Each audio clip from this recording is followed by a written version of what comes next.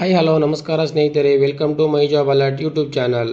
ಯಾರ್ಯಾರು ಟೀಚರ್ ಆಸ್ಪಿರೆಂಟ್ಸ್ಗಳಿದ್ದೀರಾ, ಅದೇ ರೀತಿಯಾಗಿ CTET, KTET central level teacher eligibility test, ಹಾಗೆ Karnataka state level teacher eligibility test ಜೊತೆಯಲ್ಲಿ GPSTR, HSTR ಪರೀಕ್ಷೆಗಳಿಗೆ ತಯಾರಿ ನಡೆಸುವಂಥವರಿಗೆ ಇದು ಒಂದು ಉಪಯುಕ್ತ ಮಾಹಿತಿಯಾಗಿದೆ. ಯಾರ್ಯಾರು BEd ಎಜುಕೇಷನನ್ನು ಹೊಂದಿದ್ದೀರಾ, ಹಾಗೆ ಟೀಚರ್ ಎಲಿಜಿಬಿಲಿಟಿ ಪರೀಕ್ಷೆಗೋಸ್ಕರ ತಯಾರಿ ನಡೆಸುತ್ತಿದ್ದೀರಾ ಅಂಥವರಿಗೆ ಇದು ಒಂದು ಉಪಯುಕ್ತ ಮಾಹಿತಿಯಾಗಿದ್ದು, ಈ ವಿಷಯಗಳ ಜ್ಞಾನ ಅಗತ್ಯವಾಗಿರುತ್ತದೆ. ಈಗ ನಾವು ಮಗುವಿನ ವಿಕಾಸ ಮತ್ತು ಬೋಧನಾಶಾಸ್ತ್ರ, ಚೈಲ್ಡ್ಹುಡ್ ಡೆವಲಪ್ಮೆಂಟ್ ಹಾಗೆ ಪೆಡಗೋಗಿ ಸಬ್ಜೆಕ್ಟ್ನ ಭಾಗ ಎ ಅಥವಾ ಭಾಗ 1ರ 50 ಪ್ರಶ್ನೋತ್ತರಗಳನ್ನು ನಾವು ಇಲ್ಲಿ ನೋಡೋಣ. ಮೊದಲನೇದಾಗಿ ಮನೋವಿಜ್ಞಾನ ಅಂದರೆ ಸೈಕಾಲಜಿ ಅಂತ ಕರೀತಾರೆ. ಮನೋವಿಜ್ಞಾನ, ಸೈಕೋ ಎಂಬ ಪದವು ಯಾವ ಭಾಷೆಯಿಂದ ಬಂದಿದೆ?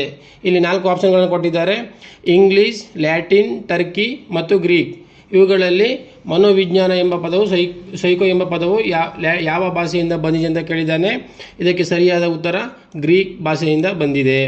ನೆಕ್ಸ್ಟ್, ಎರಡನೇ ಪ್ರಶ್ನೆ, ಮನೋವಿಜ್ಞಾನದ ಸೈಕೋ ಈ ಪದದ ಅರ್ಥ ಏನು? ಮನೋವಿಜ್ಞಾನದ ಸೈಕೋ ಈ ಪದದ ಅರ್ಥ ಏನು? ಎ ಮನುಷ್ಯ, ಬಿ ಆತ್ಮ, ಸಿ ದೇಹ, ಡಿ ತಲೆ. ಇದರಲ್ಲಿ ಮನೋವಿಜ್ಞಾನ ಸೈಕೋ ಎಂಬ ಪದದ ಅರ್ಥ ಏನಾಗಿದೆ ಅಂದರೆ ಬಿ, ಇದು ಆತ್ಮವಾಗಿದೆ. ನೆಕ್ಸ್ಟ್, ಮೂರನೇ ಪ್ರಶ್ನೆ, ಮನೋವಿಜ್ಞಾನವು ಆತ್ಮದ ವಿಜ್ಞಾನವಲ್ಲ ಎಂದು ವಿರೋಧಿಸಿದವರು ಯಾರು? ಮನೋವಿಜ್ಞಾನವು ಆತ್ಮದ ವಿಜ್ಞಾನವಲ್ಲ ಎಂದು ವಿರೋಧಿಸಿದವರು ಯಾರು? ಇಲ್ಲಿ ಕ್ಯಾಂಟ್, ವ್ಯಾಟ್ಸನ್, ಟಿಚ್ನರ್ ಹಾಗೆ ಸಿಗ್ಮಂಡ್ ಫ್ರೈಡ್. ಇವು 4ಗಳಲ್ಲಿ ಸರಿಯಾದ ಉತ್ತರ ಎ. ಇದಕ್ಕೆ ವಿರೋಧವನ್ನು ವ್ಯಕ್ತಪಡಿಸಿದವರು ಕ್ಯಾಂಟ್.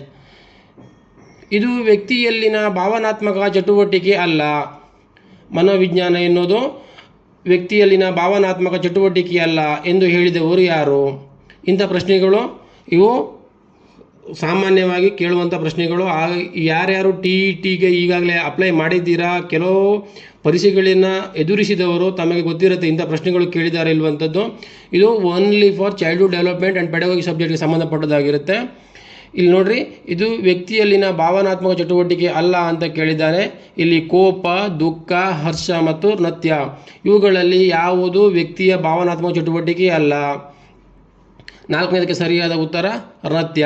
ನಾವು ಕೋಪವನ್ನು ನಮ್ಮ ಭಾವನೆಯಿಂದ ವ್ಯಕ್ತಿಸ್ತೀವಿ, ದುಃಖವನ್ನು ಸಹ ನಮ್ಮ ಭಾವನೆಯನ್ನು ಇರ್ತೀವಿ, ಖುಷಿ ಹರ್ಷವನ್ನು ಸಹ ನಮ್ಮ ಭಾವನೆಯನ್ನು ನೃತ್ಯ ಮಾಡೋದು ಮಾತ್ರ ನಮ್ಮ ಭಾವನೆ ಆಗಿರುವುದಿಲ್ಲ. ನೆಕ್ಸ್ಟ್, 5ನೇ ಪ್ರಶ್ನೆ, ಮನೋವಿಜ್ಞಾನದ ಜ್ಞಾನವನ್ನು ಶಿಕ್ಷಣ ಕ್ಷೇತ್ರಕ್ಕೆ ಅನ್ವಯಿಸಿಕೊಳ್ಳುವ ಶಾಖೆ ಯಾವುದು? ಮನೋವಿಜ್ಞಾನದ ಜ್ಞಾನವನ್ನು ಶಿಕ್ಷಣ ಕ್ಷೇತ್ರಕ್ಕೆ ಅನ್ವಯಿಸಿಕೊಳ್ಳುವ ಶಾಖೆ ಯಾವುದು? ಶೈಕ್ಷಣಿಕ ಮನೋವಿಜ್ಞಾನ, ಸಾಮಾಜಿಕ ಮನೋವಿಜ್ಞಾನ, ಭಾವನಾತ್ಮಕ ಮನೋವಿಜ್ಞಾನ, ತುಲನಾತ್ಮಕ ಮನೋವಿಜ್ಞಾನ. ಇದಕ್ಕೆ ಸರಿಯಾದ ಉತ್ತರ ಪ್ರಶ್ನೆ ಎ, ಶೈಕ್ಷಣಿಕ ಮನೋವಿಜ್ಞಾನ ಸರಿಯಾದ ಉತ್ತರವಾಗಿದೆ. ನೆಕ್ಸ್ಟ್, ಮನೋವಿಜ್ಞಾನದ ಅರ್ಥ ಹರಿದು ಬಂದ ದಾರಿಯ ಸರಿಯಾದ ಕ್ರಮ.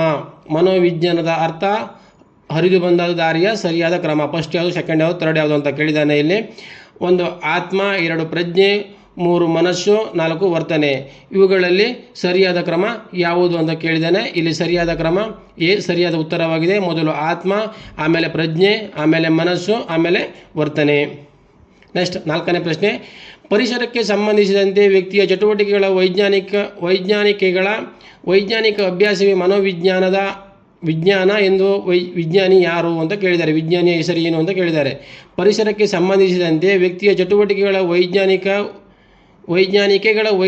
ಅಭ್ಯಾಸವೇ ಮನೋವಿಜ್ಞಾನ ಎಂದು ಮನೋವಿಜ್ಞಾನಿಯ ಹೆಸರೇನು ಅಂತ ಕೇಳಿದ್ದಾರೆ. 7ನೇದಕ್ಕೆ ಸರಿಯಾದ ಉತ್ತರ ನೋಡೋಣ. 1 ಗ್ಯಾರೆಟ್, ಕ್ರೋ ಮತ್ತು ಕ್ರೋಮ್, ವುಡ್ವರ್ತ್ ಹಾಗೆ ಮ್ಯಾಕ್ಡಗ್ಮಲ್. ಇವುಗಳಲ್ಲಿ ಸರಿಯಾದ ಉತ್ತರ ಇದಕ್ಕೆ 7ನೇದಕ್ಕೆ ಸರಿಯಾದ ಉತ್ತರ ಯಾವುದು? ಸಿ, ವುಡ್ವರ್ತ್. ಇದು ಸರಿಯಾದ ಉತ್ತರವಾಗಿದೆ. ನೆಕ್ಸ್ಟ್, 8ನೇ ಪ್ರಶ್ನೆ, ನಡತೆ ಮತ್ತು ವರ್ತನೆಗಳ ಸ್ಪಷ್ಟವಾದ ವಿಜ್ಞಾನವೇ ಮನೋವಿಜ್ಞಾನ ಎಂದು ವ್ಯಾಖ್ಯಾನಿಸಿದವರು ಯಾರು? ಈ ಥರ ವ್ಯಾಖ್ಯಾನಗಳು ಯಾವುದಾದ್ರು ಒಂದು ಕಂಪಲ್ಸರಿ ನಿಮಗೆ ಬಂದೇ ಬರುತ್ತೆ ಪರೀಕ್ಷೆಯಲ್ಲಿ. ನಡತೆ ಮತ್ತು ವರ್ತನೆಗಳ ಸ್ಪಷ್ಟವಾದ ವಿಜ್ಞಾನವೇ ಮನೋವಿಜ್ಞಾನ ಎಂದು ವ್ಯಾಖ್ಯಾನಿಸಿದವರು ಯಾರು? ಗ್ಯಾರಡೆ, ಮಿಲ್ಲರ್, ಸಮ್ಮೋನರ್ ಹಾಗೆ ಮ್ಯಾಕ್ಡ್ಯೂಗಲ್. ಇವುಗಳಲ್ಲಿ ಸರಿಯಾದ ಉತ್ತರ ಯಾವುದು? ಇಲ್ಲಿ ಮ್ಯಾಕ್ಡ್ಯೂಗಲ್. ಇದು ಸರಿಯಾದ ಉತ್ತರವಾಗಿದೆ. ನೆಕ್ಸ್ಟ್, 9ನೇ ಪ್ರಶ್ನೆ,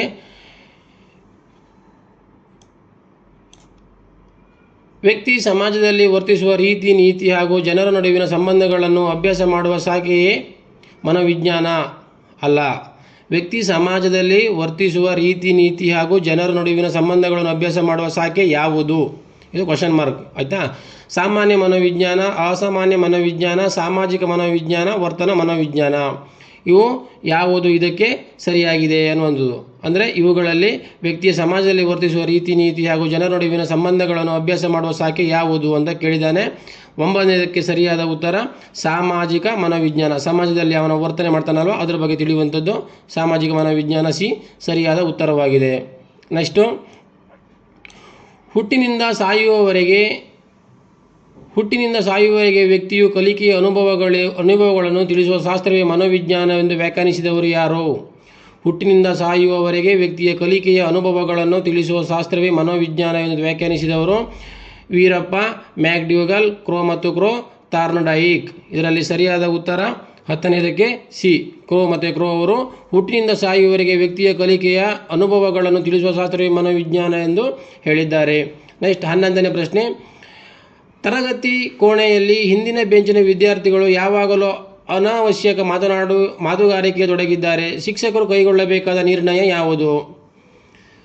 ಅವರನ್ನು ತರಗತಿಯಿಂದ ಹೊರಹಾಕುವುದು, ಶಿಕ್ಷಕರು ಹಿಂಭಾಗದಲ್ಲಿ ನಿಂತು ಪಾಠ ಮಾಡುವುದು, ಮುಂದಿನ ಬೆಂಚಿಗೆ ಅವರನ್ನು ಸ್ಥಳಾಂತರಿಸುವುದು, ಹಾಗೆ ದೈಹಿಕ ಶಿಕ್ಷೆಯನ್ನು ನೀಡುವುದು. 11ನೇದಕ್ಕೆ ಸರಿಯಾದ ಉತ್ತರ ಸಿ.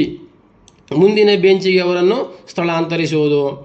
ಪ್ರತಿಯೊಬ್ಬ ಶಿಕ್ಷಕನ ಕರ್ತವ್ಯ ಯಾವುದು? ಅಂದರೆ ಪ್ರತಿಯೊಬ್ಬ ಶಿಕ್ಷಕನ ಕರ್ತವ್ಯ ಏನು? ವಿದ್ಯಾರ್ಥಿಗಳ ಬೌದ್ಧಿಕ ಸಾಮರ್ಥ್ಯ ಮತ್ತು ಮಾನಸಿಕ ಮಟ್ಟವನ್ನು ಅರಿಯುವುದು, ಭಾಷೆಯ ಮೇಲೆ ಪ್ರಭುತ್ವವನ್ನು ಹೊಂದಿರಬೇಕು, ಬೋಧನಾ ವಿಷಯದ ಮೇಲೆ ಪ್ರಭುತ್ವವಿರಬೇಕು, ಮೇಲಿನ ಎಲ್ಲವೂ. ಇಲ್ಲಿ ನೀವೇ ಆನ್ಸರ್ಗಳನ್ನು ಗ್ಲಾನ್ಸ್ ಮಾಡ್ತಾ ಹೋಗಿ. ನಾನು ಆನ್ಸರ್ ಹೇಳೋಕ್ಕಿಂತ ಮುಂಚೆನೇ ಒಂದು ಸಾರಿ ಪ್ರತಿಯೊಬ್ಬ ಶಿಕ್ಷಕನ ಕರ್ತವ್ಯ ಏನು, ಅವನು ಇವೆಲ್ಲವನ್ನು ಮಾಡಬೇಕಾಗಿರುತ್ತೆ. ವಿದ್ಯಾರ್ಥಿಗಳ ಬೌದ್ಧಿಕ ಸಾಮರ್ಥ್ಯ ಮತ್ತು ಮಾನಸಿಕ ಮಟ್ಟವನ್ನು ಅವನು ಅರಿಯಬೇಕು, ಭಾಷೆಯ ಮೇಲೆ ಪ್ರಭುತ್ವವನ್ನು ಹೊಂದಿರಬೇಕು, ಬೋಧನಾ ವಿಷಯದ ಮೇಲೆ ಪ್ರಭುತ್ವವಿರಬೇಕು, ಈ ಮೇಲಿನ ಎಲ್ಲವುಗಳು ಇದಕ್ಕೆ ಅವಶ್ಯಕವಾಗಿದೆ. ಇವುಗಳು ಎಲ್ಲವೂ ಇವನ ಕರ್ತವ್ಯವಾಗಿದೆ. ಇದಕ್ಕೆ ಸರಿಯಾದ ಉತ್ತರ ಮೇಲಿನ ಎಲ್ಲವೂ. ನೆಕ್ಸ್ಟ್, ತರಗತಿಯಲ್ಲಿ ಶಿಸ್ತನ್ನು ಕಾಪಾಡಲು ಶಿಕ್ಷಕರು ಕೈಗೊಳ್ಳಬೇಕಾದ ಕಾರ್ಯ ಇದಾಗಿದೆ. ತರಗತಿಯಲ್ಲಿ ಶಿಸ್ತನ್ನು ಕಾಪಾಡಲು ಶಿಕ್ಷಕರು ಕೈಗೊಳ್ಳಬೇಕಾದ ಕಾರ್ಯ ಇದಾಗಿದೆ. ತರಗತಿಯಲ್ಲಿ ಕಟ್ಟುನಿಟ್ಟಿನ ಸನ್ನಿವೇಶವನ್ನು ನಿರ್ಮಾಣ ಮಾಡುವುದು, ಅಶಿಸ್ತು ಹೊಂದಿದ ವಿದ್ಯಾರ್ಥಿಗಳನ್ನು ದಂಡಿಸುವುದು, ವಿದ್ಯಾರ್ಥಿಗಳ ಅಗತ್ಯತೆ ಮತ್ತು ಆಸಕ್ತಿಗಳಿಗೆ ಅನುಗುಣವಾಗಿ ಕಾರ್ಯಕ್ರಮಗಳನ್ನು ಕೈಗೊಳ್ಳುವುದು, ತರಗತಿಯಿಂದ ಹೊರಹಾಕುವುದು. ಇವುಗಳಲ್ಲಿ ಯಾವುದು ಶಿಕ್ಷಕನ ಕೈಗೊಳ್ಳಬೇಕಾದ ಕಾರ್ಯ ಆಗಿದೆ? ಇಲ್ಲಿ ಸರಿಯಾದ ಉತ್ತರ ಸಿ ಆಗಿದೆ. ವಿದ್ಯಾರ್ಥಿಗಳು ಅಗತ್ಯತೆ ಮತ್ತು ಆಸಕ್ತಿಗಳಿಗೆ ಅನುಗುಣವಾಗಿ ಕಾರ್ಯಗಳನ್ನು ಕೈಗೊಳ್ಳುವುದು. ನೆಕ್ಸ್ಟ್ 14ನೇ ಪ್ರಶ್ನೆ, ಶೈಕ್ಷಣಿಕ ಮನೋವಿಜ್ಞಾನದ ಪಿತಾಮಹ ಯಾರು ಅಂತ ಕೇಳಿದ್ದಾರೆ. ಇಲ್ಲಿ ವ್ಯಾಟ್ಸನ್, ವುಂಟ್, ಫ್ಲಾವವ್ ಹಾಗೆ ತಾರ್ನ್ಡೈಕ್. 14ನೇ ಸರಿಯಾದ ಉತ್ತರ ಯಾವುದು? ಶೈಕ್ಷಣಿಕ ಮನೋವಿಜ್ಞಾನದ ಪಿತಾಮಹ ತಾರ್ನ್ಡೈಕ್. ನೆಕ್ಸ್ಟ್ 15ನೇ ಪ್ರಶ್ನೆ, ಮನೋವಿಶ್ಲೇಷಣವಾದದ ಪಿತಾಮಹ ಯಾರು? ಮನೋವಿಶ್ಲೇಷಣವಾದದ ಪಿತಾಮಹ ಯಾರು? ಸಿಗ್ಮಂಡ್ ಫ್ರೈಡ್, ವ್ಯಾಟ್ಸನ್, ಪಾವಲೋವ್ ಹಾಗೆ ತಾರ್ನ್ಡೈಕ್. ಇಲ್ಲಿ ಸರಿಯಾದ ಉತ್ತರ ಸಿಗ್ಮಂಡ್ ಫ್ರೈಡ್ ಮನೋವಿಶ್ಲೇಷಣವಾದದ ಪಿತಾಮಹ ಆಗಿದ್ದಾನೆ. ನೆಕ್ಸ್ಟ್ 16ನೇ ಪ್ರಶ್ನೆ, ದೇಹಶಾಸ್ತ್ರ ಮತ್ತು ಮನಃಶಾಸ್ತ್ರಕ್ಕೂ ನಡುವಿನ ಅಂತರವನ್ನು ಸಮೀಪಕ್ಕೆ ತಂದವನು, ಅಂದರೆ ಇವನ ಪರಿಚಯಿಸಿದವನು ಯಾರು? ಇದರಿಂದ ಕೇಳಬಹುದು. ಪರಿಚಯಿಸಿದವನು ಯಾರು, ಯಾರಿಂದ ಇದು ಬೆಳಕಿಗೆ ಬಂದಿದೆ, ಈ ಥರನೂ ಕೇಳಬಹುದು. ದೇಹಶಾಸ್ತ್ರ ಮತ್ತು ಮನಃಶಾಸ್ತ್ರಕ್ಕೂ ನಡುವಿನ ಅಂತರವನ್ನು ಸಮೀಪಕ್ಕೆ ತಂದವನು ಯಾರು? ಇ.ಬಿ. ಟಿಚ್ನರ್, ವಿ.ಎಂ. ವುಂಟ್, ಎಬ್ಬಿಂಗ್ಹೌಸ್ ಹಾಗೆ ಬಿನೆಟ್. ಇವು 4ಗಳಲ್ಲಿ ಸರಿಯಾದ ಉತ್ತರ ಯಾವುದು? ವಿಲಿಯಂ ವುಂಟ್ ಇದಕ್ಕೆ ಸರಿಯಾದ ಉತ್ತರವಾಗಿದೆ. ಜೀವಿಯ ಹುಟ್ಟಿನಿಂದ ಸಾವಿನವರೆಗೆ ಉಂಟಾಗುವ ಬೆಳವಣಿಗೆ ಮತ್ತು ವಿಕಾಸವನ್ನು ಅಧ್ಯಯನ ಮಾಡುವ ಶಾಖೆ ಯಾವುದು? ಜೀವಿಯ ಹುಟ್ಟಿನಿಂದ ಸಾವಿನವರೆಗೆ ಉಂಟಾಗುವ ಬೆಳವಣಿಗೆ ಮತ್ತು ವಿಕಾಸವನ್ನು ಅಧ್ಯಯನ ಮಾಡುವ ಶಾಖೆಗೆ ಡ್ಯಾಶ್ ಎಂದು ಕರೆಯುತ್ತಾರೆ, ಹೀಗೆಂದು ಕರೆಯುತ್ತಾರೆ, ಅಥವಾ ಯಾವುದು? ಏನೇ ಬೇಕಾದ್ರೂ ಕೇಳ್ಬೋದು. ಇದು ಸಾಮಾನ್ಯ ಮನೋವಿಜ್ಞಾನ, ಶೈಕ್ಷಣಿಕ ಮನೋವಿಜ್ಞಾನ, ವಿಕಾಸ ಮನೋವಿಜ್ಞಾನ, ಭೇದನಾತ್ಮಕ ಮನೋವಿಜ್ಞಾನ. ಇಲ್ಲಿ ಸರಿಯಾದ ಉತ್ತರ ಭೇದನಾತ್ಮಕ ಮನೋವಿಜ್ಞಾನವಾಗಿದೆ. ನೆಕ್ಸ್ಟ್, ವ್ಯಾಟ್ಸನ್ ರವರು ಹೇಳಿದಂತೆ ಮನೋವಿಜ್ಞಾನವು ಈ ಕೆಳಗಿನ ಅಧ್ಯಯನವಾಗಿದೆ. ವ್ಯಾಟ್ಸನ್ ರವರು ಹೇಳುವಂತೆ, ಇವರ ಪ್ರಕಾರ ಈ ಕೆಳಗಿನ ಹೇಳಿಕೆಯು ಹೇಳುವಂತೆ ಮನೋವಿಜ್ಞಾನವು ಈ ಕೆಳಗಿನದರ ಅಧ್ಯಯನವಾಗಿದೆ. ಅದು ಮನಸ್ಸಿನ ಅಧ್ಯಯನ, ಆತ್ಮದ ಅಧ್ಯಯನ, ವರ್ತನೆಯ ಅಧ್ಯಯನ ಹಾಗೆ ಪ್ರಜ್ಞಾವಸ್ಥೆಯ ಅಧ್ಯಯನ. ಇಲ್ಲಿ ಯಾವುದು ಸರಿಯಾದ ಉತ್ತರ? 18ಕ್ಕೆ ಸರಿಯಾದ ಉತ್ತರ ಸಿ, ವರ್ತನೆಯ ಅಧ್ಯಯನವಾಗಿದೆ. ನೆಕ್ಸ್ಟ್, ಆಂಜನ್ ಆಫ್ ಸೀಸಸ್ ಈ ವಿಷಯಕ್ಕೆ ಸಂಬಂಧಿಸಿದೆ. ಆಂಜನ್ ಆಫ್ ಸೀಸಸ್ ಈ ವಿಷಯಕ್ಕೆ ಸಂಬಂಧಿಸಿದೆ. ಮನೋವಿಜ್ಞಾನ, ಜೀವ ವಿಕಾಸ, ಕಲಿಕೆ ಮತ್ತು ತತ್ವಶಾಸ್ತ್ರ. 19ನೇದು ಆಂಜನ್ ಆಫ್ ಸೀಸಸ್ ಯಾವುದಕ್ಕೆ ಸಂಬಂಧಿಸಿದೆ ಅನ್ನೋದಾದರೆ ಜೀವ ವಿಕಾಸಕ್ಕೆ ಸಂಬಂಧಿಸಿದೆ. ಮಗು ಆಟವಾಡುವಾಗ ಅವನ ವರ್ತನೆಯನ್ನು ಅಧ್ಯಯನ ಮಾಡುವುದು. ಮಗು ಆಟವಾಡುತ್ತಿರುತ್ತೆ, ಅವರ ವರ್ತನೆಯನ್ನು ಅಧ್ಯಯನ ಮಾಡುವುದಕ್ಕೆ ಏನಂತ ಕರೀತಾರೆ ಅಂದರೆ ಸ್ವಾಭಾವಿಕ ಅವಲೋಕನ, ನಿಯಂತ್ರಿತ ಅವಲೋಕನ, ಅವಲೋಕ ಯಾವುದೂ ಅಲ್ಲ. 25 ಸರಿಯಾದ ಉತ್ತರ ಸ್ವಾಭಾವಿಕ ಅವಲೋಕನ. ನೆಕ್ಸ್ಟ್ 21 ಅಂತರವಲೋಕನ ಪದ್ಧತಿಯನ್ನು ಬೆಳಕಿಗೆ ತಂದವರು. ಅಂತರವಲೋಕನ ಪದ್ಧತಿಯನ್ನು ಬೆಳಕಿಗೆ ತಂದವರು Edward Brad Titchener, JB Watson, ಕೊಹರಾಲ್, ಆಲ್ಫೋರ್ಡ್. 21ನೇದು ಸರಿಯಾದ ಉತ್ತರ ಎಡ್ವರ್ಡ್ ಬ್ರಾಡ್ ಟಿಚ್ನರ್. ಅಂತರವಲೋಕನ ಪದ್ಧತಿಯನ್ನು ಬೆಳಕಿಗೆ ತಂದವರು ಎಡ್ವರ್ಡ್ ಬ್ರಾಡ್ ಟಿಚ್ನರ್. ನೆಕ್ಸ್ಟ್, ಎಲ್ಲ ಮನೋವಿಜ್ಞಾನದ ಅಧ್ಯಾಯಗಳ ತಳಹದಿ ಎಂದರೆ ಎಲ್ಲ ಮನೋವಿಜ್ಞಾನಗಳ ಅಧ್ಯಾಯಗಳ ತಳಹದಿ ಯಾವುದೆಂದರೆ ಪ್ರಾಯೋಗಿಕ ಪದ್ಧತಿ, ಅವಲೋಕನ ಪದ್ಧತಿ, ವ್ಯಕ್ತಿಗತ ಪದ್ಧತಿ, ಅಂತರಾವಲೋಕನ ಪದ್ಧತಿ. ಇವುಗಳಲ್ಲಿ ಯಾವುದರ ತಳಹದಿಯ ಮೇಲೆ ಮನೋವಿಜ್ಞಾನವನ್ನು ನಾವು ಗಮನಿಸಬಹುದಾಗಿದೆ ಅಂದರೆ ಅಂತರಾವಲೋಕನ ಪದ್ಧತಿ. ಆಯಿತಾ. ನೆಕ್ಸ್ಟ್ 23ನೇದು ನಡವಳಿಕೆ ವಿಜ್ಞಾನ ಎನಿಸಿಕೊಂಡಿರುವುದು. ಇವುಗಳಲ್ಲಿ ನಡವಳಿಕೆ ವಿಜ್ಞಾನ ಎನಿಸಿಕೊಂಡಿರುವುದು ಪಳೆಯುಳಿಕೆ ವಿಜ್ಞಾನ, ಮನಸ್ಸಾಸ್ತ್ರ, ರಸಾಯನಶಾಸ್ತ್ರ, ಜೀವಶಾಸ್ತ್ರ. 23ನೇದು ಸರಿಯಾದ ಉತ್ತರ ನಡವಳಿಕೆ ವಿಜ್ಞಾನ ಎನಿಸಿಕೊಂಡುವುದು ಮನಸ್ಸಾಸ್ತ್ರ. ಮನಸ್ಸಾಸ್ತ್ರ ಇದು ನಡವಳಿಕೆಯ ವಿಜ್ಞಾನ ಎನಿಸಿಕೊಂಡಿದೆ. ನೆಕ್ಸ್ಟ್ 24ನೇ ಪ್ರಶ್ನೆ, ವ್ಯಕ್ತಿಯ ಅಧ್ಯಯನ ವಿಧಾನದ ಪಿತಾಮಹ ಯಾರು? ವ್ಯಕ್ತಿಯ ಅಧ್ಯಯನ ವಿಧಾನದ ಪಿತಾಮಹ ಯಾರು? VB ಟಿಚ್ನರ್, ವೂಂಟ್, DFD ಬುಕ್ಸ್, ಸ್ಕಿನ್ನರ್. 24ನೇದು ಇವುಗಳಲ್ಲಿ ವ್ಯಕ್ತಿಯ ಅಧ್ಯಯನ ವಿಧಾನದ ಪಿತಾಮಹ EB ಟಿಚ್ನರ್ ರವರು. ನೆಕ್ಸ್ಟ್ 25ನೇ ಪ್ರಶ್ನೆ, ಒಬ್ಬ ವಿದ್ಯಾರ್ಥಿ ಸತತವಾಗಿ ತಡವಾಗಿ ಬರುತ್ತಿದ್ದಾನೆ. ಈ ಸಮಸ್ಯೆಯನ್ನು ಹೋಗಲಾಡಿಸಲು ಯಾವ ವಿಧಾನದ ಮುಖಾಂತರ ಪರಿಹಾರ ಮಾಡಬಹುದು? ಒಬ್ಬ ವಿದ್ಯಾರ್ಥಿಯು ಸತತವಾಗಿ ತಡವಾಗಿ ಬರುತ್ತಿದ್ದಾನೆ. ಈ ಸಮಸ್ಯೆಯನ್ನು ಹೋಗಲಾಡಿಸಲು ಯಾವ ವಿಧಾನದ ಮುಖಾಂತರ ಪರಿಹಾರ ಮಾಡಬಹುದು? ಒಂದು ಅವಲೋಕನ ವಿಧಾನ, ವ್ಯಕ್ತಿಗತ ಅಧ್ಯಯನ, ಅಂತರಾವಲೋಕನ ವಿಧಾನ, ಪ್ರಾಯೋಗಿಕ ವಿಧಾನ.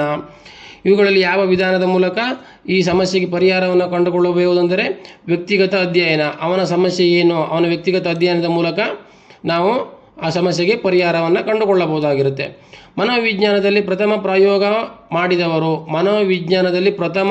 ಮಾಡಿದವರು ಯಾರು? ವಿಲ್ಹೆಲ್ಮ್ ವೂಂಟ್, ಥಾರ್ನ್ಡೈಕ್, ಸ್ಕಿನ್ನರ್, ಹಾಗೆ ವಾಟ್ಸನ್. ಇವು 4ರಲ್ಲಿ ಮನೋವಿಜ್ಞಾನದ ಪ್ರಥಮ ಪ್ರಯೋಗ ಮಾಡಿದವರು ವಿಲ್ಹೆಲ್ಮ್ ವೂಂಟ್. ನೆಕ್ಸ್ಟ್, ಮನೋವಿಜ್ಞಾನದ ಈ ಕೆಳಗಿನ ಶಾಖೆ ಮಾನಸಿಕ ತೊಂದರೆಗಳ ಕಾರಣಗಳನ್ನು ಪತ್ತೆ ಹಚ್ಚುವ ಬಗ್ಗೆ ಚರ್ಚಿಸುತ್ತದೆ. ಮನೋವಿಜ್ಞಾನದ ಕೆಳಗಿನ ಶಾಖೆ ಮಾನಸಿಕ ತೊಂದರೆಗಳ ಕಾರಣಗಳನ್ನು ಪತ್ತೆ ಹಚ್ಚುವ ಬಗ್ಗೆ ಚರ್ಚಿಸುತ್ತದೆ. ಸಲಹಾ ಮನೋವಿಜ್ಞಾನ, ಶೈಕ್ಷಣಿಕ ಮನೋವಿಜ್ಞಾನ, ಸಾಮಾನ್ಯ ಮನೋವಿಜ್ಞಾನ, ಹಾಗೆ ಚಿಕಿತ್ಸಾ ಮನೋವಿಜ್ಞಾನ. ಇವುಗಳಲ್ಲಿ ಯಾವುದು ಶಾಖೆಯು ಮಾನಸಿಕ ತೊಂದರೆಗಳನ್ನು ಪತ್ತೆ ಹಚ್ಚುವ ಬಗ್ಗೆ ಚರ್ಚಿಸುತ್ತದೆ. 27ನೇದು ಚಿಕಿತ್ಸಾ ಮನೋವಿಜ್ಞಾನ. ಇದು ಚಿಕಿತ್ಸಾ ಮನೋವಿಜ್ಞಾನ, ಮಾನಸಿಕ ತೊಂದರೆಗಳನ್ನು ನಾವು ಪತ್ತೆ ಹಚ್ಚಲು ಬಳಸಲಾಗುತ್ತೆ. ಗೆಸ್ಟಾಲಿನ್ ವಿಧಾನ ಇದಾಗಿದೆ. ಅಂತರಾವಲೋಕನ ವಿಧಾನ, ವರ್ತನೆಯ ವೀಕ್ಷಣೆ, ವ್ಯಕ್ತಿಗತ ಅಧ್ಯಯನ ಮತ್ತು A ಮತ್ತು B. ಇದರಲ್ಲಿ ಸರಿಯಾದ ಉತ್ತರ 28ನೇದು ಅಂತರಾವಲೋಕನ, ವರ್ತನೆಯ ವೀಕ್ಷಣೆ, ವ್ಯಕ್ತಿಗತ ಅಧ್ಯಯನ ಮತ್ತು A ಮತ್ತು B. ಇಲ್ಲಿ ಆನ್ಸರ್ B ಸರಿಯಾಗಿದೆ, ವರ್ತನೆಯ ವೀಕ್ಷಣೆ.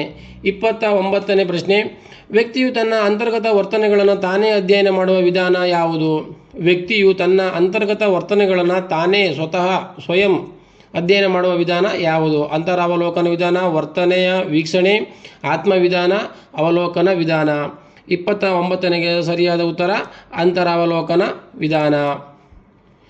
ವಿಲ್ಹೆಲ್ಮ್ ವೂಂಟ್ ಎಷ್ಟರಲ್ಲಿ ತನ್ನ ಮನೋವೈಜ್ಞಾನಿಕ ಪ್ರಯೋಗಶಾಲೆಯನ್ನು ಸ್ಥಾಪಿಸಿದರು? ವಿಲ್ಹೆಲ್ಮ್ ವೂಂಟ್ ಅವರು ಎಷ್ಟರಲ್ಲಿ ತಮ್ಮ ಮನೋವೈಜ್ಞಾನಿಕ ಪ್ರಯೋಗಶಾಲೆಯನ್ನು ಸ್ಥಾಪಿಸಿದರು? 1779, 1879, 1979, 1889.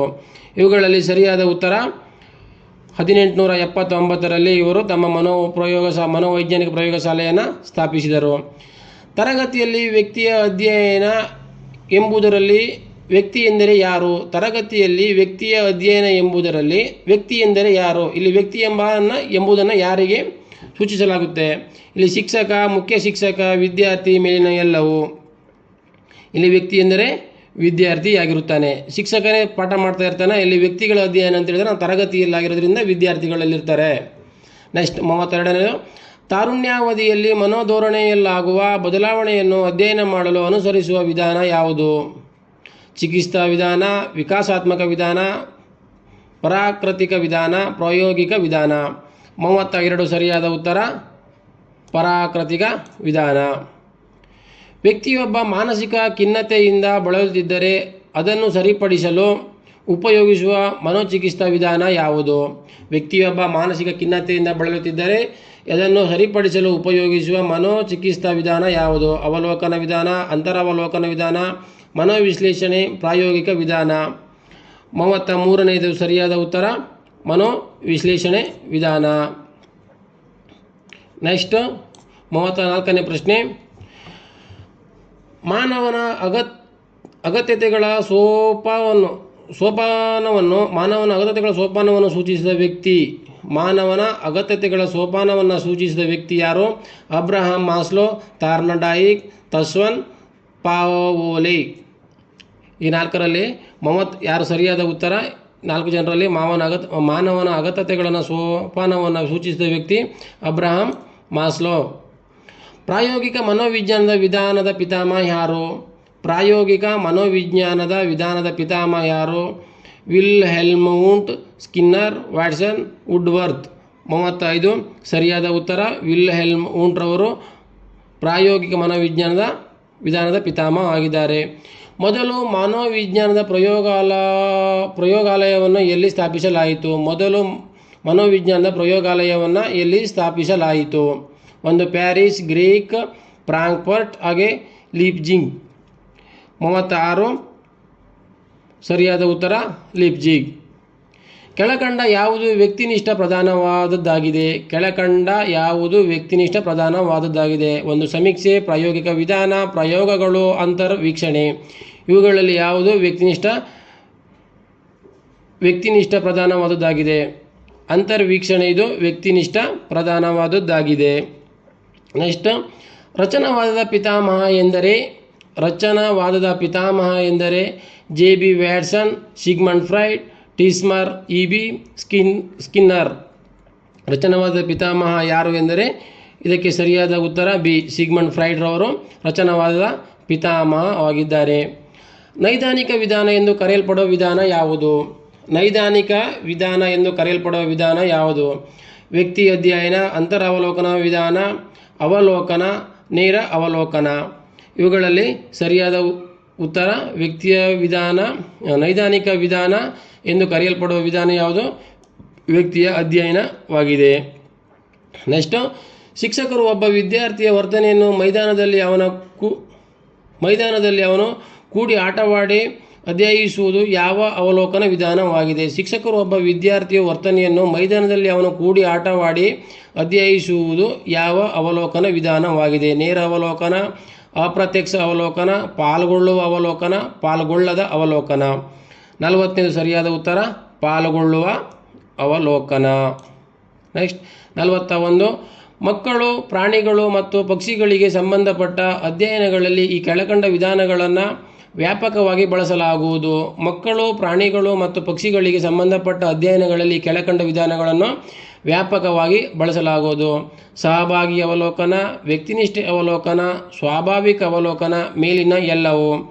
41 ಸರಿಯಾದ ಉತ್ತರ ಸ್ವಾಭಾವಿಕ ಅವಲೋಕನವಾಗಿದೆ. ನೆಕ್ಸ್ಟ್ 42, ತಂದೆ ತಾಯಿಗಳು ತಮ್ಮ ಮಗುವಿನ ಬಗ್ಗೆ ತೋರಿಸುವ ಕಾಳಜಿ. ಆಂತರಿಕ ಅಭಿಪ್ರೇರಣೆ, ಬಾಹ್ಯ ಅಭಿಪ್ರೇರಣೆ, ಸಾಧನಾ ಪ್ರೇರಣೆ, ಸಂಬಂಧಿ ಪ್ರೇರಣೆ. 42 ಸರಿಯಾದ ಉತ್ತರ ತಂದೆ ತಾಯಿಗಳು ತಮ್ಮ ಮಗುವಿನ ಮೇಲೆ ತೋರಿಸುವ ಕಾಳಜಿ ಸಂಬಂಧಿ ಪ್ರೇರಣೆಯಾಗಿದೆ. ನೆಕ್ಸ್ಟ್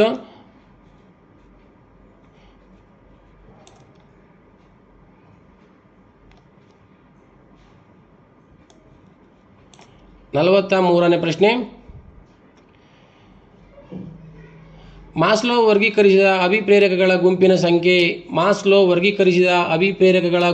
ಸಂಖ್ಯೆ. ಇಲ್ಲಿ 4, 5, 8 ಮತ್ತು 2. ಇದಕ್ಕೆ ಸರಿಯಾದ ಉತ್ತರ 5 ಸರಿಯಾದ ಉತ್ತರವಾಗಿದೆ. ಮಾಸ್ಲೋ ವರ್ಗೀಕರಿಸಿದ ಅಭಿಪ್ರೇರಕಗಳ ಗುಂಪಿನ ಸಂಖ್ಯೆ 5 ಆಗಿದೆ. ಮಾನವನ ಅಗತ್ಯತೆಯ ಸೋಪಾನವನ್ನು ಸೂಚಿಸಿದ ವ್ಯಕ್ತಿ. ಮಾನವನ ಅಗತ್ಯತೆಯ ಸೋಪಾನವನ್ನು ಸೂಚಿಸಿದ ವ್ಯಕ್ತಿ ಅಬ್ರಹಾಂ ಮಾಸ್ಲೋ, ತಾರ್ನಡೈಕ್, ಥರ್ಸ್ಟನ್ ಹಾಗೆ ಪಾವ್ಲೋವ್. 44ಕ್ಕೆ ಸರಿಯಾದ ಉತ್ತರ ಅಬ್ರಹಾಂ ಮಾಸ್ಲೋ. ಆತ್ಮ ವಾಸ್ತವೀಕರಣವು ಉನ್ನತ ಪ್ರೇರಣೆಯ ಪ್ರೇರಕ, ಮಧ್ಯಮ ಪ್ರೇರಕ, ಕೆಳಮಟ್ಟದ ಪ್ರೇರಕ, ಸಾಧನ ಪ್ರೇರಕ. ಆತ್ಮ ವಾಸ್ತವೀಕರಣವು ಯಾವುದಾಗಿರುತ್ತೆ? 4ರಲ್ಲಿ 45ನೆಯ ಪ್ರಶ್ನೆಗೆ ಉತ್ತರ ಆತ್ಮ ವಾಸ್ತವೀಕರಣವು ಉನ್ನತ ಶ್ರೇಣಿಯ ಪ್ರೇರಕವಾಗಿದೆ. ನೆಕ್ಸ್ಟ್, ಸ್ವಾಭಾವಿಕವಾಗಿ ಸ್ಫೂರ್ತಿಯ ಸೆಲೆ ಈ ಕೆಳಗಿನವುಗಳಲ್ಲಿ ಯಾವುದು? ಸ್ವಾಭಾವಿಕವಾಗಿ ಸ್ಫೂರ್ತಿಯ ಸೆಲೆ ಯಾವುದು? ಕಲಿಯುವ ಶಕ್ತಿ, ಬಾಹ್ಯ ಅಭಿಪ್ರೇರಣೆ, ಆಂತರಿಕ ಅಭಿಪ್ರೇರಣೆ. ಇಲ್ಲಿ ಯಾವುದು ಅಲ್ಲ. ಇಲ್ಲಿ 46 ಸರಿಯಾದ ಉತ್ತರ ಆಂತರಿಕ ಅಭಿಪ್ರೇರಣೆ. ಸ್ಫೂರ್ತಿಯ ಸೆಲೆ ಯಾವುದು? ಆಂತರಿಕ ಅಭಿಪ್ರೇರಣೆ. ವ್ಯಕ್ತಿಯಿಂದ ಆಯ್ಕೆ ಮಾಡಿಕೊಂಡು ಕರೆಯಲ್ಪಡುವ ಅನುಕ್ರಿಯೆಯು ಅಭಿಪ್ರೇರಕ ಕಾರ್ಯಾತ್ಮಕವಾಗಿ ಸಂಬಂಧಿಸುತ್ತದೆ. ಅತ್ಯುತ್ತಮ ಬಹುಮಾನವನ್ನು ಒದಗಿಸುತ್ತದೆ. ಪದೇ ಪದೇ ಅಭ್ಯಸಿಸಲ್ಪಡುತ್ತದೆ. ನೇರವಾಗಿ ಗುರಿಯೆಡೆಗೆ ಒಯ್ಯುತ್ತದೆ. ಇಲ್ಲಿ 47 ಸರಿಯಾದ ಉತ್ತರ ಅಭಿಪ್ರೇರಕಕ್ಕೆ ಕಾರ್ಯಾತ್ಮಕವಾಗಿ ಸಂಬಂಧಿಸಿರುತ್ತದೆ. ನೆಕ್ಸ್ಟ್, ಮನೋವಿಜ್ಞಾನ ಪದದ ಉತ್ಪತ್ತಿಯ ಅರ್ಥ. ಮನೋವಿಜ್ಞಾನ ಪದದ ಉತ್ಪತ್ತಿಯ ಅರ್ಥ ವರ್ತನೆಯ ಅಧ್ಯಯನ, ಆತ್ಮದ ಅಧ್ಯಯನ, ಮನಸ್ಸಿನ ಅಧ್ಯಯನ, ವಿಜ್ಞಾನದ ಅಧ್ಯಯನ. 48 ಇದು ಮನೋವಿಜ್ಞಾನವು ಆತ್ಮದ ಅಧ್ಯಯನ. ನೆಕ್ಸ್ಟ್, ವಿದ್ಯಾರ್ಥಿಯು ವಿಜ್ಞಾನ ಶಾಸ್ತ್ರಕ್ಕೆ ಸಂಬಂಧಿಸಿದ ಸೈನ್ಸ್ ರಿಪೋರ್ಟ್ ಪ್ರಕ್ರಿಯೆಯನ್ನು ಓದುವವನು. ಅವನಲ್ಲಿ ವರ್ತನಾ ಮಾರ್ಪಾಡು ಸೂಚಿಸುವ ಸ್ಪಷ್ಟೀಕರಣ. ವಿದ್ಯಾರ್ಥಿಯು ವಿಜ್ಞಾನ ಶಾಸ್ತ್ರಕ್ಕೆ ಸಂಬಂಧಿಸಿದ ಸೈನ್ಸ್ ರಿಪೋರ್ಟ್ ಪತ್ರಿಕೆಯನ್ನು ಓದುವವನು. ಅವನಲ್ಲಿ ವರ್ತನಾ ಮಾರ್ಪಾಡು ಸೂಚಿಸುವ ಸ್ಪಷ್ಟೀಕರಣ, ವೈಖರಿ, ಪ್ರಶಂಸೆ, ನೈಪುಣ್ಯ ಹಾಗೆ ಅಭಿರುಚಿ. 49ನೇದು ಇದು ಅವನ ಅಭಿರುಚಿಯಾಗಿರುತ್ತದೆ. ನೆಕ್ಸ್ಟ್, ಪರಿಸರಕ್ಕೆ ಸಂಬಂಧಿಸಿದಂತೆ ವ್ಯಕ್ತಿಯ ಚಟುವಟಿಕೆಗಳ ವೈಜ್ಞಾನಿಕ ಅಭ್ಯಾಸವೇ ಮನೋವಿಜ್ಞಾನ ಎಂದ ಮನೋವಿಜ್ಞಾನಿ ಯಾರು? ಪರಿಸರಕ್ಕೆ ಸಂಬಂಧಿಸಿದಂತೆ ವ್ಯಕ್ತಿಯ ಚಟುವಟಿಕೆಗಳ ವೈಜ್ಞಾನಿಕ ಅಭ್ಯಾಸವೇ ಮನೋವಿಜ್ಞಾನ ಎಂದು ಮನೋವಿಜ್ಞಾನಿ ಯಾರು? ಗ್ಯಾರೆಟ್, ಕ್ರೋ, ವುಡ್ವರ್ತ್, ಮ್ಯಾಕ್ ಡ್ಯೂಗಲ್. ಇಲ್ಲಿ ಸರಿಯಾದ ಉತ್ತರ ಸಿ ವುಡ್ವರ್ತ್ ಆಗಿದೆ. ಇದು ಮೊದಲ ಸರಣಿಯಲ್ಲಿ 50 ಪ್ರಶ್ನೋತ್ತರಗಳ ವಿಡಿಯೋ ಆಗಿರುತ್ತೆ. ಇದೇ ರೀತಿಯಾಗಿ ಇನ್ನೂ ಉಳಿದ ಪ್ರಶ್ನೋತ್ತರಗಳನ್ನು ಮುಂದಿನ ಸರಣಿಯಲ್ಲಿ ತಾವು ವೀಕ್ಷಿಸಬಹುದಾಗಿರುತ್ತೆ. ದಯವಿಟ್ಟು ಚಾನಲ್ಗೆ ಸಬ್ಸ್ಕ್ರೈಬ್ ಮಾಡಿಕೊಳ್ಳಿ. ಹಾಗೆ ಮುಂದೆ ನೋಡುತ್ತಿರುವ ಬೆಲ್ ಐಕಾನ್ ಮೇಲೆ ಕ್ಲಿಕ್ ಮಾಡಿಕೊಳ್ಳಿ. ಬೆಲ್ ಐಕಾನ್ ಮೇಲೆ ಕ್ಲಿಕ್ ಮಾಡಿಕೊಳ್ಳೋದ್ರಿಂದ ತಮಗೆ ನೋಟಿಫಿಕೇಷನನ್ನು ಶೀಘ್ರವಾಗಿ ಪಡೆಯಲು ಸಾಧ್ಯವಾಗುತ್ತೆ. ಹಾಗೆಯೇ GPSTR, HSTR, KTET, CTET ಇಂತಹ ಪರೀಕ್ಷೆಗಳಿಗೆ ತಯಾರಿಯನ್ನು ನಡೆಸುವವರಿಗೆ ಇದು ಉಪಯುಕ್ತವಾಗಿರುತ್ತೆ. ನಿಮಗೋಸ್ಕರ ಇಂತಹ ವಿಡಿಯೋಗಳನ್ನು ಅಪ್ಲೋಡ್ ಮಾಡಲಾಗುತ್ತೆ. ಅದೇ ರೀತಿಯಾಗಿ ಕೆಳಗಡೆ ನೋಡುತ್ತಿರುವ ಡಿಸ್ಕ್ರಿಪ್ಷನ್ ಬಾಕ್ಸಲ್ಲಿ ವಾಟ್ಸಪ್ ಗ್ರೂಪ್ ಲಿಂಕನ್ನು ಕೊಟ್ಟಿರ್ತೀನಿ. ವಾಟ್ಸಪ್ ಗ್ರೂಪ್ ಲಿಂಕ್ಗೆ ಕ್ಲಿಕ್ ಮಾಡಿಕೊಂಡು ವಾಟ್ಸಪ್ ಗ್ರೂಪ್ಗೆ ಜಾಯ್ನ್ ಆಗಬಹುದು. ಹಾಗೆಯೇ ಯಾವುದೇ ವಿಷಯವನ್ನು ತಮಗೆ ತಿಳಿದುಕೊಳ್ಳಬೇಕೆನಿಸಿದಲ್ಲಿ ಈ ವಿಡಿಯೋಗೆ ಕೆಳಗಡೆ ಕಮೆಂಟ್ ಮಾಡುವ ಮೂಲಕ ತಮ್ಮ ಮೆಸೇಜನ್ನು ತಿಳಿಸಿ, ಸಜೆಷನನ್ನು ತಿಳಿಸಿ. ಹಾಗೆ ಯಾವುದೇ ವಿಷಯಗಳ ಬಗ್ಗೆ ಎನ್ಕ್ವೈರಿ ಇದ್ದರೆ ಕ್ವಶನನ್ನು ಸಹ ಕೇಳಬಹುದು. ಜೊತೆಯಲ್ಲಿ ಈ ವಿಡಿಯೋಗೆ ಲೈಕ್ ಕೊಡಿ, ಇತರರಿಗೆ ಶೇರ್ ಮಾಡಿ ಎಂದು ಹೇಳುತ್ತಾ ಇಲ್ಲಿಗೆ ಮುಗಿಸುತ್ತಿದ್ದೇನೆ. Hello guys, thank you for watching video. Please subscribe this channel. ಹಾಗೆ ನಿಮ್ಮ ಸಜೆಷನನ್ನು ಕಮೆಂಟ್ ಮಾಡುವ ಮೂಲಕ ತಿಳಿಸಿ. ವಿಡಿಯೋಗೊಂದು ಲೈಕ್ ಕೊಡಿ, ಹಾಗೆ ಇತರರಿಗೆ ವಿಡಿಯೋವನ್ನು ಶೇರ್ ಮಾಡಿ ಎಂದು ಹೇಳುತ್ತಾ ನಿಮಗೋಸ್ಕರ new video upload soon. Waiting for next video.